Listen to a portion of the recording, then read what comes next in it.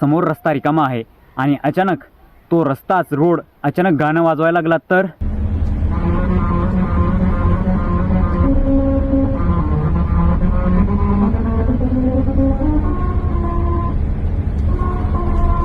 होय, हे काही परदेशात नाही, हे आपल्या भारतात, विशेष म्हणजे आपल्या मुंबईमध्ये अशी युनिक कल्पना आपल्या मुंबईमध्ये राबवली गेली आहे.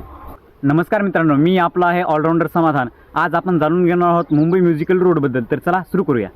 हा साधा रोड नाही, या रोडवर घास पद्धतीने रेषा किंवा रंबल स्ट्रिप्स बसवलेल्या आहेत.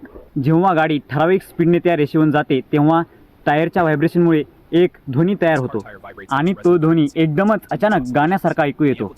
काही ठिकाणी जय हो सारखं प्रसिद्ध गाणं वाजताना लोक थक्क होतात. ही टेक्नॉलॉजी पूर्णपणे साऊंड इंजिनिअरिंगवर आधारित आहे. रस्त्यावर विशिष्ट अंतरावर खाचा ग्रूव्स तयार केल्या जातात. गाडी त्या खाच्यावरून गेल्यावर विशेष ध्वनी कंप पावतो. तो एक कंप पॅटर्न तयार करतो आणि तो पॅटर्न म्हणजे एक म्युझिकच. पण एक अट आहे, गाडी ठराविक स्पीडनेच गेली पाहिजे.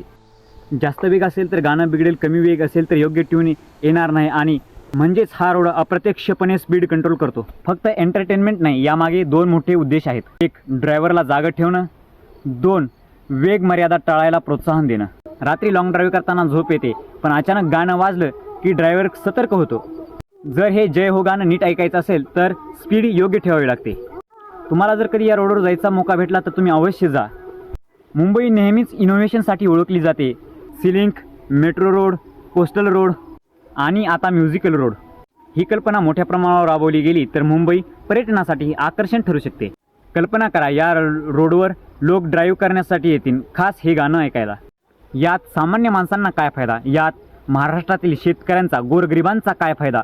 यावर महाराष्ट्रातील सर्वसामान्य जनता कमेंटमध्ये प्रश्न विचारते.